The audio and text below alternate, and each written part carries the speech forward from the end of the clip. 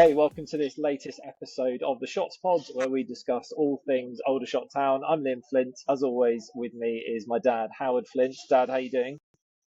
Doing all right, thank you. Peaceful Hampshire is where I'm sat. As opposed to not peaceful Winchester service station, which is where I'm sat. But as we're just speaking about with our guest, we make things work and we put the effort in. So here we are recording once again. And our guest for today is former Shots player and current pundit. He was at the EBB the other night to see Aldershot capitulate at home to Boreham Wood. Delighted to say we've got Aaron McLean with us. Aaron, welcome to the podcast. How are you doing? I'm very well, thank you. Thank you for having me. I'm looking forward to it. It's all right. It's a pleasure. We're delighted to have you. I'm sure you've got all the expertise. You've already done your breakdown for TNT, so you got the match report. You know exactly what went wrong for Aldershot. So, Dad, our job is going to be pretty straightforward for the next few minutes. Just let him speak, basically. Yeah.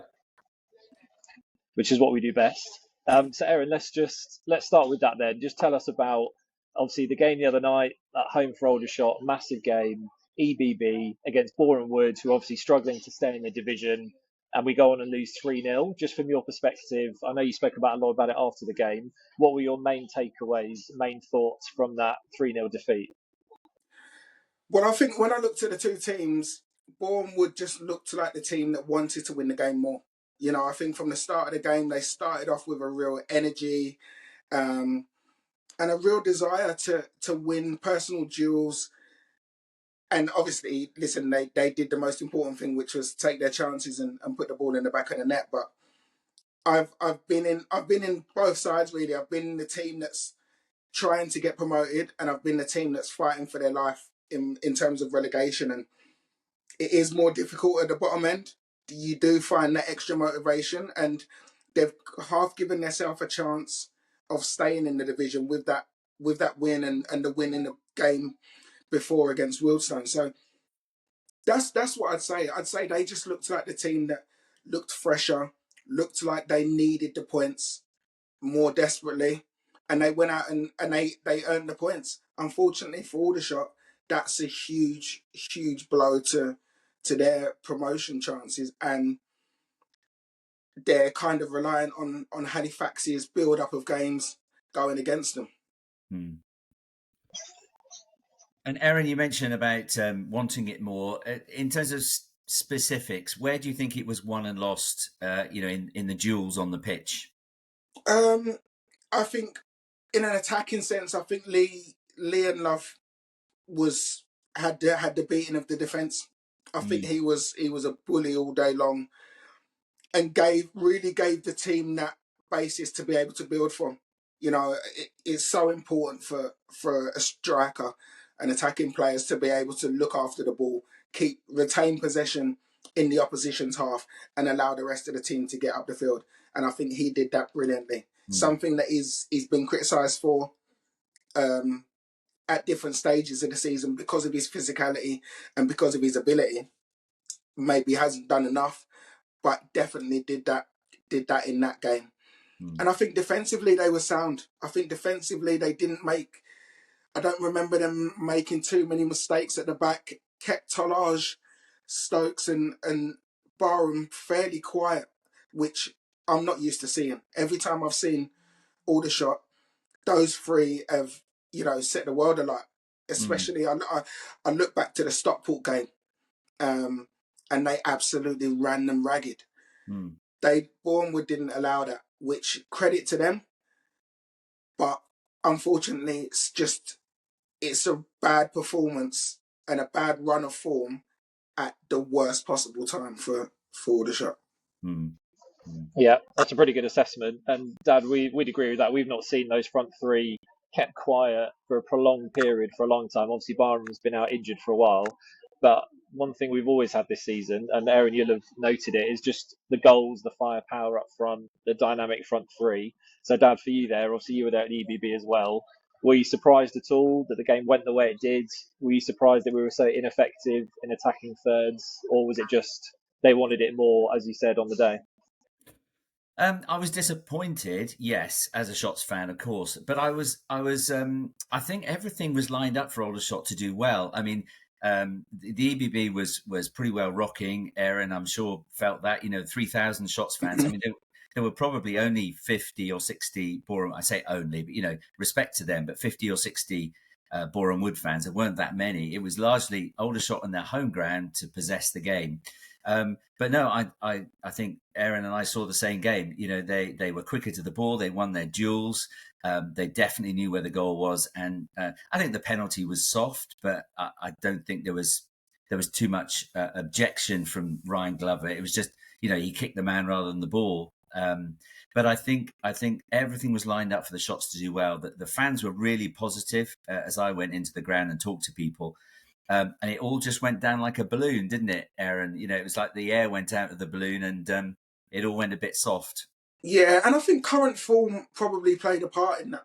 Yeah. When you concede, and listen, Aldershot have conceded goals all season, but what they've had is the firepower to be able to, that hasn't made too much of a difference. But at the moment, only scoring 2 goals in the 5 games coming into this, I think that definitely had an effect. And once Unluff gets that opening goal, it's almost like, oh, here we go again, another game that we're going to drop points in.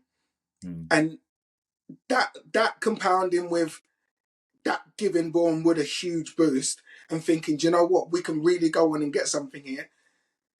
The two just don't mix well. When you're the team that's low in confidence, not scoring goals, even though their form at home has been outstanding, But the last couple of games, a couple of draws at the EBB, and then you start to just get that Groundhog Day feeling, and that's how it seemed.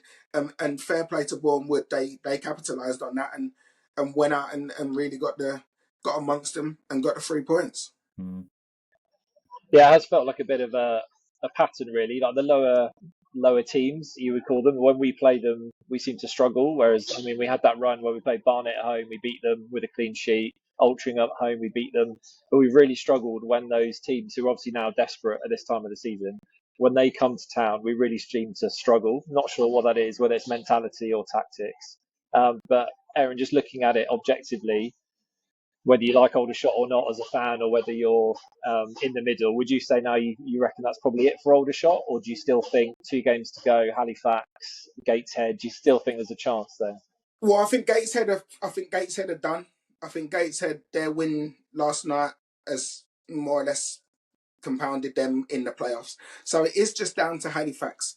Now, what I would say is Halifax have got 3 massive games in a short space of time, and it's just whether or not they can handle that pressure.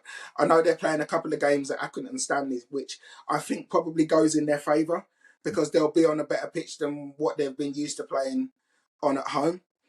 So tonight's a big night. If things go the right way for Aldershot, then they're still in with a chance. But the defeat to Bournemouth was, there's no, you can't hide it. It was a massive, massive blow, and you're now relying on other people to fail around you, as opposed to, you winning that game, going into the next one with confidence. And yeah, I think it's in Halifax's hands in every sense of the word. We say in terms of points and whatever, but now all they need to do is just turn up and give a decent performance, and that should be enough with the games running out and the points gap.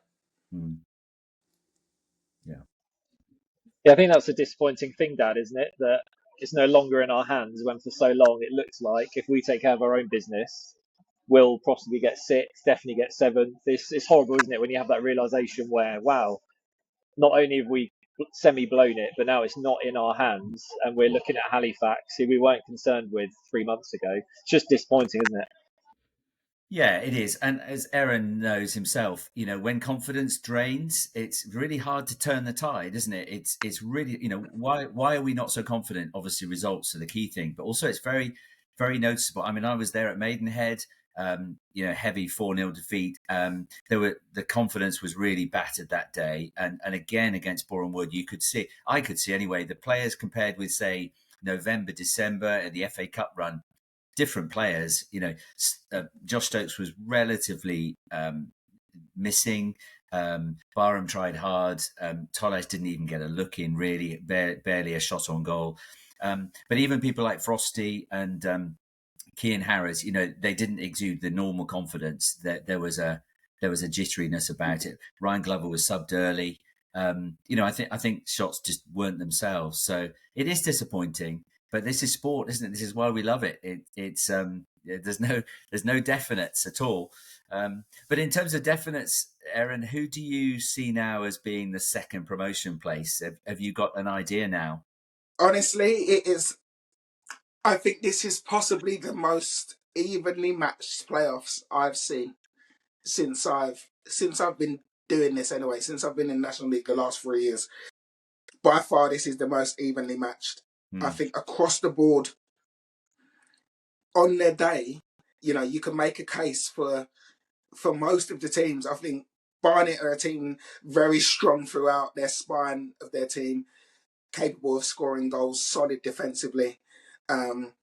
Bromley on their day can go and beat anyone with the attacking players that they've got, and they don't concede many goals. Gateshead, footballing wise, are just probably the best footballing team in the division, but one week can go and beat someone 6-0, the next week can go and get beat 4-0. So how they do. Solihull starting to get players back now and has started to pick up a little bit of form, but had a real blip where they had a lot of players out injured. So they're again very hot and cold. And then you're looking at obviously who gets in.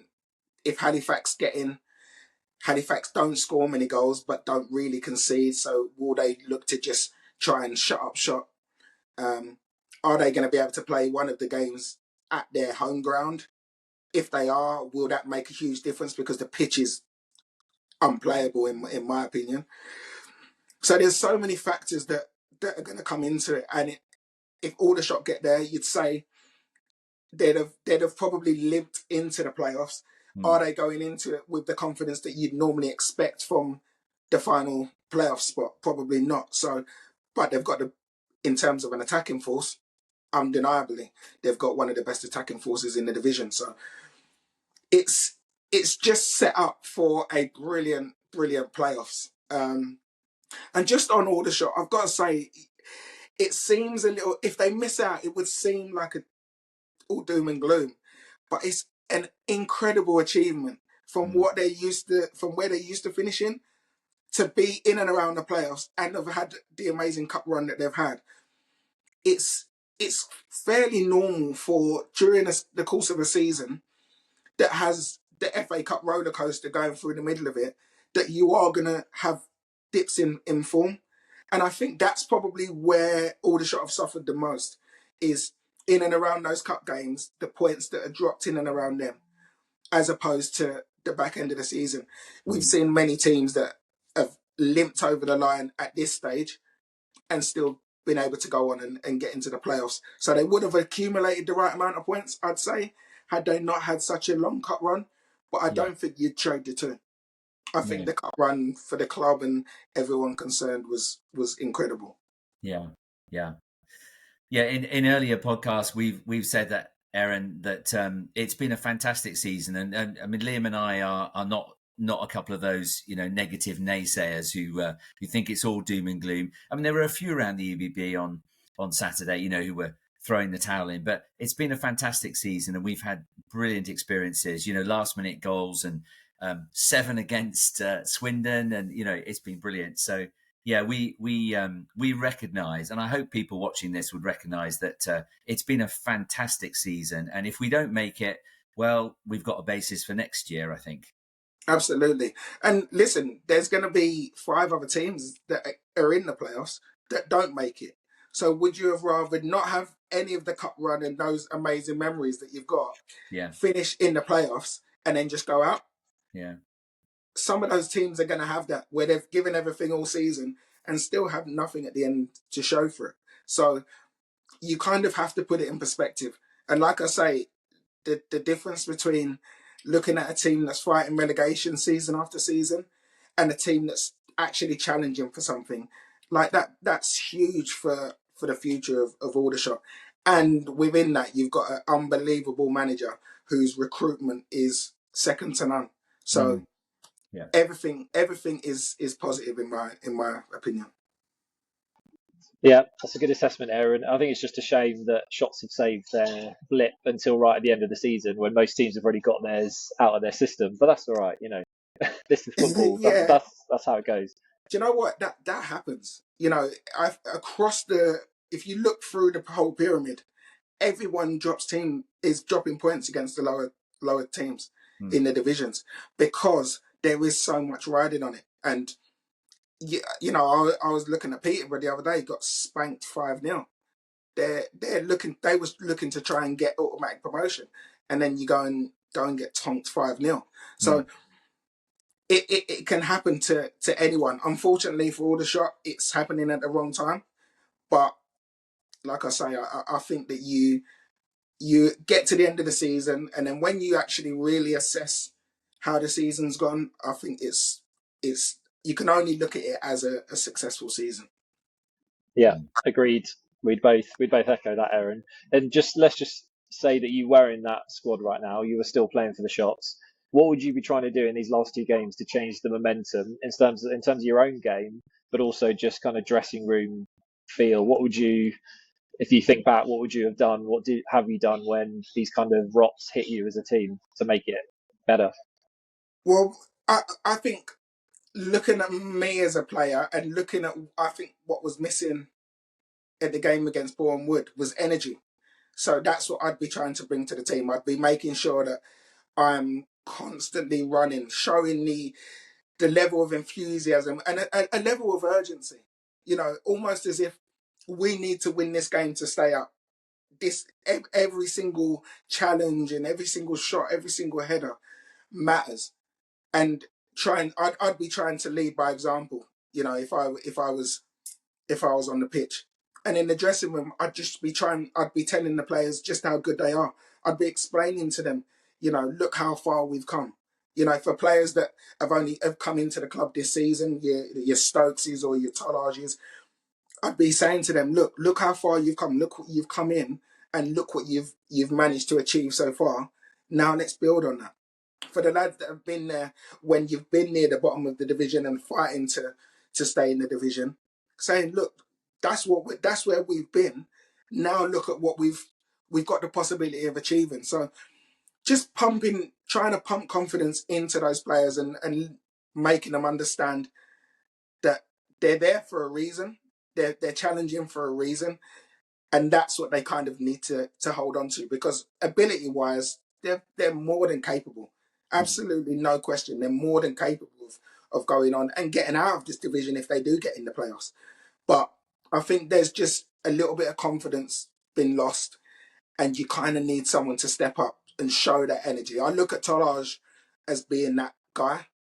I think the way he plays and the enthusiasm that he has, the way he chases things down, like I love watching him. So he's one that can really spark it. And especially as a striker, you go in and setting the tone from the front. That's how I always used to try and play.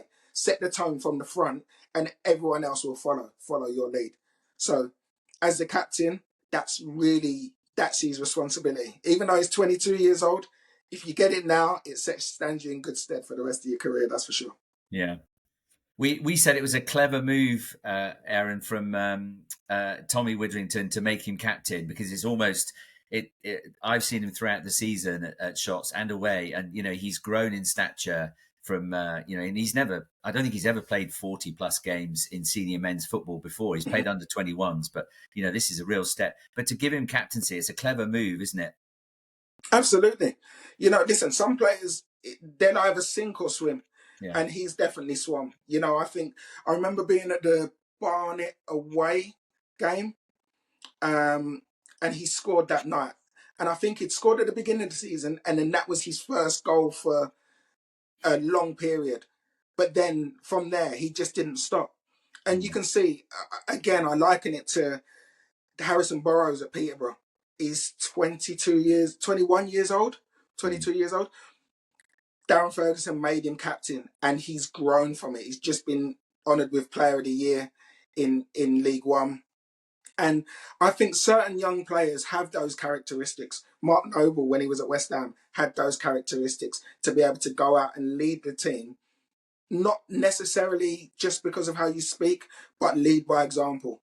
And Tolage's energy and enthusiasm, that's what you want from a captain. So, yeah, it was a masterstroke from Tommy to make him captain. And I'm surprised that you managed to keep him. I'm surprised someone didn't come and snap him up in January. And obviously, Tommy said that no one would be leaving the club, like Stokes as signed for Bristol, but stayed. I'm very, very surprised that someone didn't come and get Tolage. But unfortunately for you guys, I'm sure he won't be short of suitors. Don't speak that over us, Aaron. Don't speak that negativity in here. I apologise. But yeah, he's a hell of a player. He's a hell of a player, and I'd just like to be able to finish it off. Yeah, we too. Liam, I must say, I've heard there's a geezer going around called Aaron McLean who still can play. So maybe we'll bring him in if Lash goes. I reckon, yeah. Listen, I reckon Tommy will give you a trial. I had a few fans saying it to me when I was at the stadium the other day. I said, "Listen, you don't want me back. Believe me. whatever memories you've got of me, I will ruin those memories if I put a pair of boots on." So, yeah. Listen, like I say, Tommy's recruitment is brilliant, and I think he's probably already got players lined up that he feels will be able to go in and play in that system. And that's what Tommy's very good at. He has his system and his style of play, and he fits the players to that. A lot of managers just go and get players and then try and build a system. But yeah, Tommy's very well organised in that department, and recruitment's his thing. You know, that's he's been known for that, for finding those gems. So I've no doubt he'll do it again. What do you think in terms of recruitment, whether we go up or not, or whether we get to the playoffs or not? What do you think Tommy will be doing to add to the guys who stay, Aaron? Have you got any thoughts? Well, I know you've got a few lads on loan. So I think in those areas, I really like Minoga. Yeah. I think he's a fabulous player. I'd imagine he'll go back, and then, so I think at the back, you're going to have to get one or two. And then in an attacking sense, like I say, I think obviously Stokes is going to go, and I think you'll lose Tolage. So it's finding those types of players that have still dynamic, still got pace, still got that hunger and desire that the lads have shown this year, because that's where Aldershot's strength is for me. Is that they've got players that are just hungry, want to continuously do well, and down both flanks, the energy that they show is brilliant. Yes, I think he would like to shore things up a little bit, so I wouldn't be surprised if he got a more defensive-minded midfielder in. But like I say, I think the style of play and the strength in Aldershot is everyone's hungry to go and score goals and attack. And I've been in successful teams that have played like that. It keeps you on the edge of your seat and sometimes frustrates the hell out of everyone. But it can lead to success as well, and hopefully it does in the near future. Yeah. Thank you. Because we've spoken a bit, haven't we, about possible summer ins and outs. I mean, I'm sure some players naturally they always move on the end of a cycle, but we were thinking, weren't we, if say Tolage did go, and I know you're one of those that thinks he could actually give us another year if the cards are played right. There could be some minutes for those guys, like your Hadi Gandals, your Kwame Thomas. They could come in for Stokes and Tolage, but if not, then I think there's going to need to be reinforcements. We've already mentioned the back. Part of me just thinks that's how we love to play, and that's how Tommy likes to play. He doesn't mind if it's 4-3 or 6-5. So I don't know whether the style's going to change necessarily, but I think we may see a few faces. But yeah, Dad, you reckon Tolage is not necessarily leaving? You're one of those hopeful fans, aren't you, that think we can somehow twist his arm, put him on 10 grand. The hope that kills you, I'm telling you. 10 grand a week to keep him. It's the hope. It's the hope. Yeah, yeah. It's like May the 16th, 2004, Aaron, which I want to speak about in a minute. It's the hope that killed you.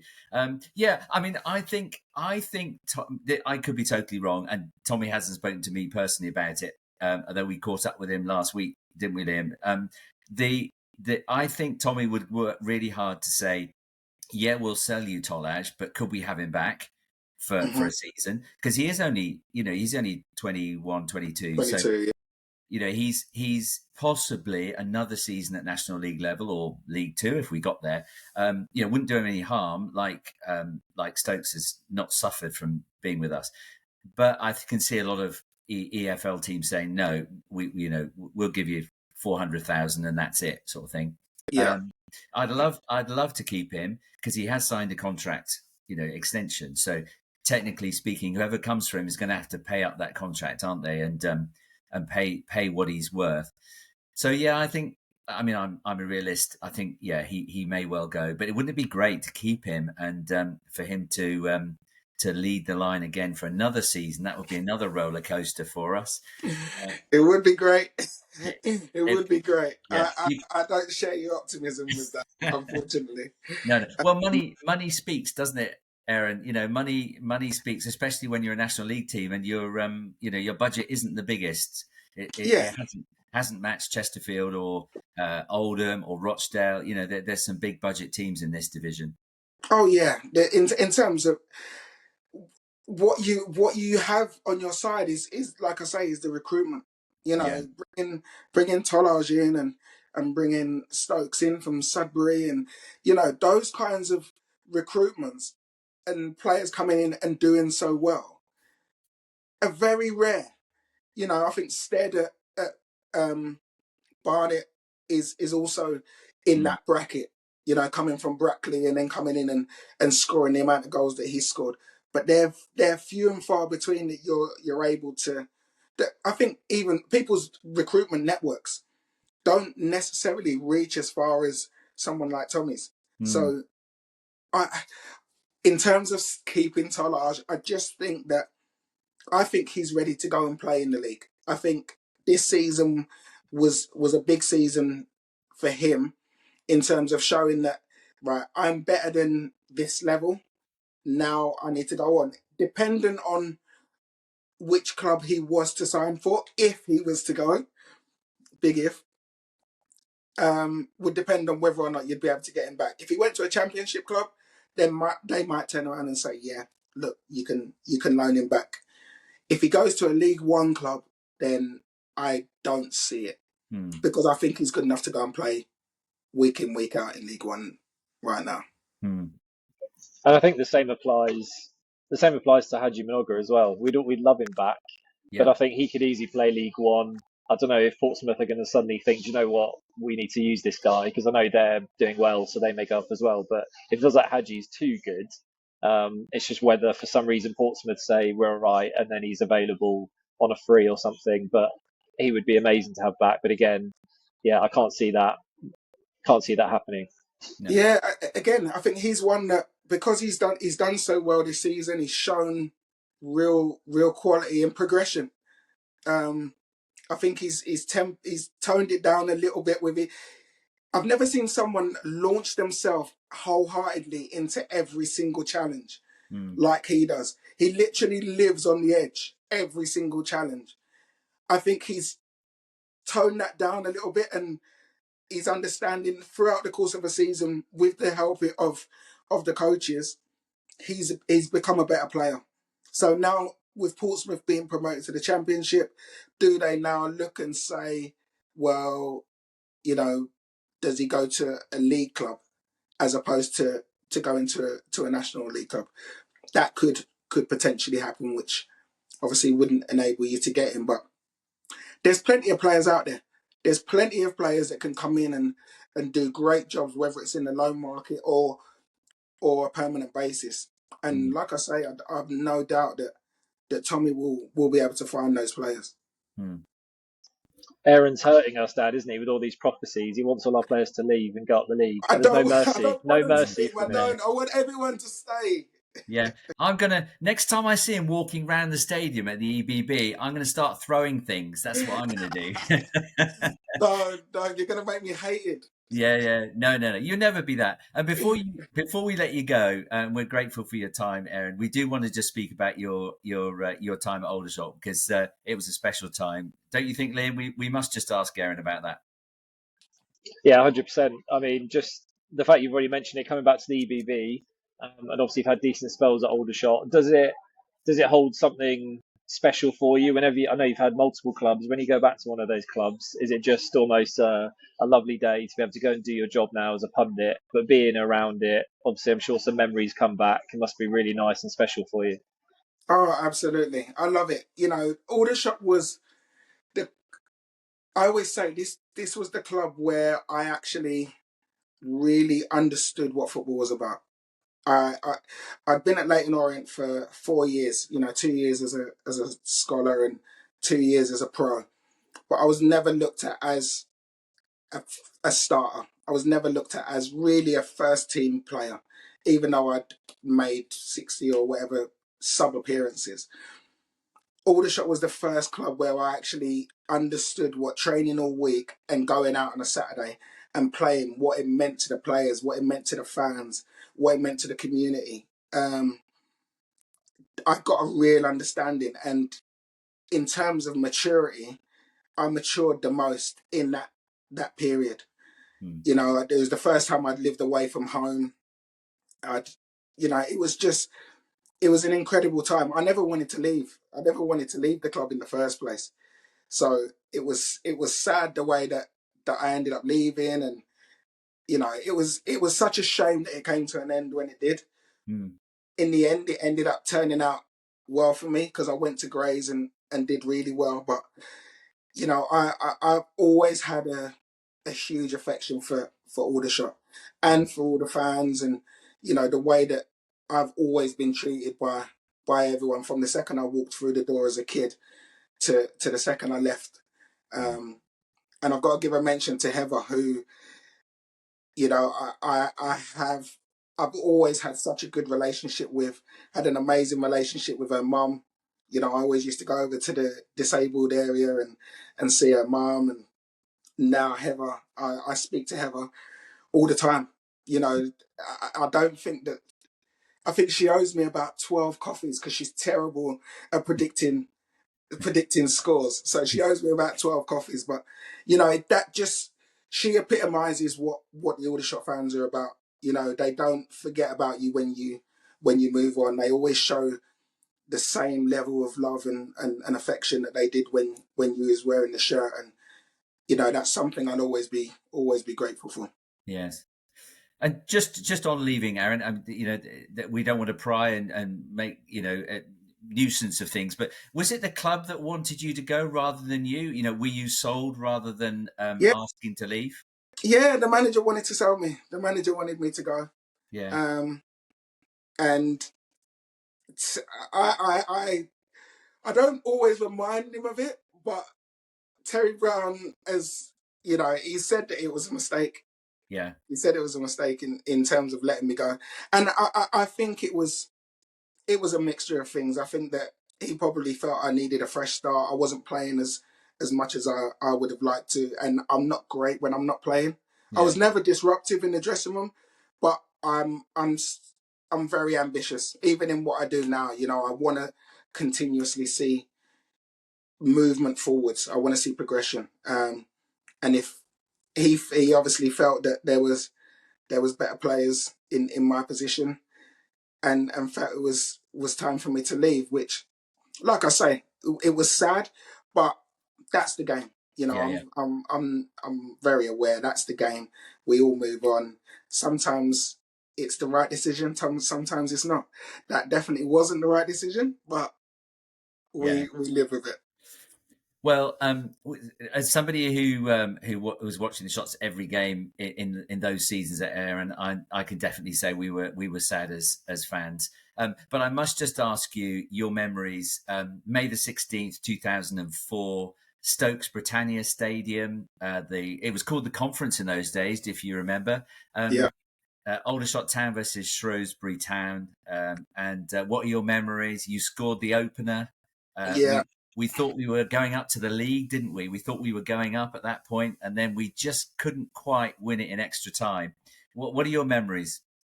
Well, I look back at my career, and in terms of regrets, that's one of my regrets. Absolutely, it was. We'd won the Hampshire Cup at Southampton's ground, and that was amazing. Yeah. And that was probably my first real trophy as a senior player. And then the thought of being able to go and get my first real, promotion into the Football League. I'd already dreamt about everything that was going to happen, that I was going to score, that we was going to win, and it was going to be an incredible occasion. And it was one of the best and worst days of my career, because we should have won. Yeah. Without a shadow, we should have got promoted. And I think that we would have kicked on with the squad that we had. I think as a club we would have kicked on. But I still look back at that time with great memories. It in terms of myself, I matured hugely from the disappointment as well. Yeah. From losing that playoff final, it helped me to mature and to be able to deal with that level of disappointment. But yeah, I do still look back at it, and it still gets me a little bit. Yeah. Yeah. Well, if it's any consolation, I was living in Leicester at the time, and Liam here, this one, the troublesome one, he was a young lad, and I dashed over to Stoke from Leicester, and it was such an amazing experience to be, in that, on the very precipice of, the first step of going up, since our promotion in 19. Since the start in 92, and our first promotion since 72. So it was, everyone was saying it's 20 years since Aldershot went up from League Division 4 to Division 3. And then the pain of a penalty shootout. I mean, that must have been terrible to watch a shootout. Well, it was worse because I wasn't on the pitch, so I wasn't even able to be able to take one. I remember. Yeah. When did you come off? When did Terry take you off? I don't know. I'd cramped up. So that was why I came off. And even that, I look back now and I think, in terms of my diet, my hydration, and all the things that I learned throughout my career, whilst I felt that I was prepared for that game, I was probably prepared for 70 minutes of a game of that magnitude. Right. I wasn't physically, throughout the course of the season, had I prepared my body in the way that it needs to be able to perform at that level for 90 minutes plus another 30 minutes and a penalty shootout. I don't think I had. I don't think I was conditioned enough to be able to go that distance, which I looked, once I'd got past that, I looked and evaluated what I was eating, how I was, my sleep pattern, my eating pattern, everything. I kind of went back and traced those steps back and realized, right, I need to do these things different. So again, it was a learning curve through that, from the disappointment and, the failure. I learned a lot, which helped me definitely moving forward in my career. But yeah, you'd much rather. I think the young player today has all those things in place, because there's so many people that are, the conditioning and the sleeping, the eating, the hydration, all of those things now are monitored a lot better than they were when this old man was running around. Yeah, it's a bittersweet way to end, to talk about some almost but not quite, and then a bit of failure thrown in. But yeah, Aaron, we massively appreciate your time. Thanks for all that you did for Aldershot as a player, and it's always good to see you back at the EBB. So yeah, we'll still be there heckling you after this episode for the next few games, and we'll hopefully see you around the EBB soon. Absolutely. Thanks for having me on, guys.